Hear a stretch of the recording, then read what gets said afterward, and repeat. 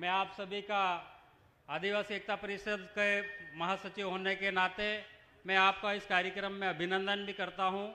और जो मध्य प्रदेश में जितने भी जन संगठन है, चाहे आदिवासी एकता परिषद हो, जयस हो, छात्र संगठन हो, आदिवासी परिवार हो और मुक्ति संगठन हो, ऐसे कई जन संगठन मध्य प्रदेश में लगातार जल जंगल जमीन की लड़ाई लड़ रहा है। मैं 2025 का प्रतिवेदन पेश करना चाहूँगा, क्योंकि हमारे क्षेत्र में जो जल जंगल जमीन है, जो वन है, उनको किस तरीके से अधिग्रहण करके हमारे समाज को शोषित, पीड़ित और हटाया जा रहा, उनको बेघर किया जा रहा है। तो उसी क्रम में मैं झाबुआ जिले के तमाम जितने भी ब्लॉक हैं, उन ब्लॉकों में आज की तारीख में जो खनिज का मामला है वो बहुत ज़्यादा चल रहा है। हर जगह जगह मैग्नीज की कई खदानें खुल रही, कई अयस्क की है, कई मिनरल्स की है। ऐसी कई खदानें जो है उनका लीज हो गया है, अलर्ट हो चुकी है। उसको निरस्त कराने के लिए हम लोग झाबुआ जिले में लगातार आंदोलन कर रहे हैं और कई संगठन को मिलकर ये लड़ाई को हमने अंजाम तक पहुंचाया है और हमारे आदिवासियों को उजड़ने से उनकी जमीन को बचाने का पूरा प्रयास किया है। इसके साथ में हमारे अलीराजपुर जिले में यहाँ पर भी माइनिंग और जो वन विभाग के द्वारा जो प्रोजेक्ट लाया जा रहा है, वो नर्मदा किनारे के पास में जितने भी 5 किलोमीटर के दायरे में हमारे समाज को उजाड़ना चाहता है, क्योंकि उस क्षेत्र में हमारे लोग बरसों से, बाप दादा की पीढ़ी से रहते हुए वहां पे अपना जीवन यापन करते आए हैं। यदि 5 किलोमीटर के दायरे में वन विभाग यदि हमारे समाज को हटाता है तो यह समाज कहां जाएगा, उनका जीवन यापन कैसे होगा और आने वाली पीढ़ी वो कहां जीवन यापन करेगी। इसको लेकर भी हमारे जन संगठन अलीराजपुर में लगातार आंदोलन कर रहे हैं।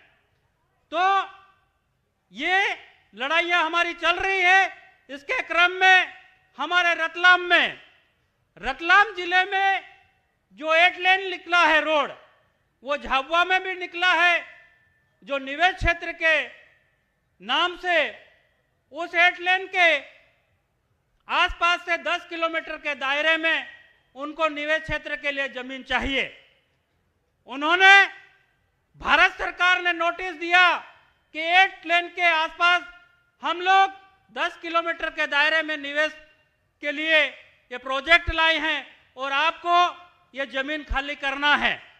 और उन्होंने हमारे भाइयों को उजाड़ने के लिए नोटिस दिया, लेकिन हमारे क्षेत्र में हमारे सभी जन संगठन, चाहे जयस हो, आदिवासी एकता परिषद हो, चाहे आदिवासी परिवार हो, उन्होंने लगातार इस लड़ाई को लड़कर आज वो निवेश क्षेत्र को हमने रोका है। उसको, ये जो निवेश क्षेत्र हमारे लोगों की जमीन को अधिग्रहण करने से रोका है। तो ये ऐसे आंदोलन हमारे चल रहे हैं मध्य प्रदेश में। यदि आज आप देख लो, सिंगरौली में वन कटाई पूरी तरीके से हो रही, वहां पे हमारे कई लोगों ने आंदोलन किया और वहां पे भी लगातार आदिवासियों का उजाड़ने का प्रयास किया जा रहा। देवास देख लो, देवास में खाते गांव के आसपास उसमें भी यही स्थिति बनी हुई है। और खरगोन और बड़वानी देख लो, यहाँ पर भी यावल सेंचुरी के नाम से हमारे लोगों को उजाड़ने का पूरा प्रयास किया जा रहा है। लेकिन यहाँ पर भी हमने इस लड़ाई को लड़ने के लिए हमारे समाज तत्पर रहा और आज वो लड़ाई हम लड़ रहे हैं। और उसके साथ में बुरहानपुर जिले में वन अधिकार को लेकर ये पूरी लड़ाई पुरजोर से चल रही। यहाँ पर पूरी तरीके से जो हमारे लोगों का वन अधिकार अधिनियम के तहत हमारे कम से कम 10-20 हजार लोगों के जो पट्टे थे देना थे, वो पट्टे निरस्त किए गए। तो मैं सरकार से निवेदन करूंगा कि वो चाहे नेपानगर हो, चाहे बुरहानपुर के आसपास का हो, चाहे कोई सा भी क्षेत्र हो, वो जो पट्टे हैं वो हमारे आदिवासियों को दिया जाए, ताकि ये जो जमीन है, इस जमीन पे हमारे बाप दादा पुरखे यहाँ पर रहकर अपना जीवन यापन कर रहे हैं। तो ये विकास के नाम से इस तरीके से हमारे समाज को उजाड़ने का पूरा प्रयास किया जा रहा है, उसको रोका जाए। और हमारे यहाँ पर जन संगठन में चाहे छात्र संगठन हो, चाहे जैस हो, आज हर समाज की, आदिवासी समाज की लड़ाई लड़ने के लिए पूरा प्रयास कर रहा है। तो इस तरीके से मैं कहना चाहूँगा कि आज मध्य प्रदेश में लगातार सभी के जन संगठन के सहयोग से हमारी ये लड़ाई जारी है, और हम लोग ये लड़ाई जब तक लड़ते रहेंगे, जब तक हमारे लोगों की जमीन छीनना बंद नहीं करेंगे, हमारे लोगों को पट्टे देना शुरू नहीं करेंगे। तो मैं शासन प्रशासन से निवेदन करूंगा कि इस तरीके की जो प्रोजेक्ट है, इस तरीके की जो कार्रवाई कर रहे हैं, आप उसको तत्काल रोका जाए, नहीं तो ये आदिवासी समाज फिर से सड़कों पे आएगा, जिसकी जिम्मेदारी आपकी रहेगी, आप इसके पूरे जिम्मेदार रहोगे।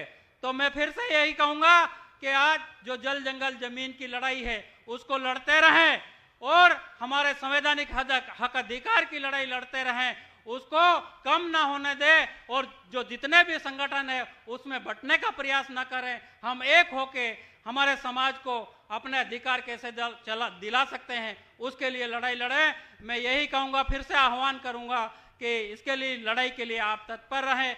इसी के साथ में मैं आपको जोहार, जिंदाबाद, जय आदिवासी।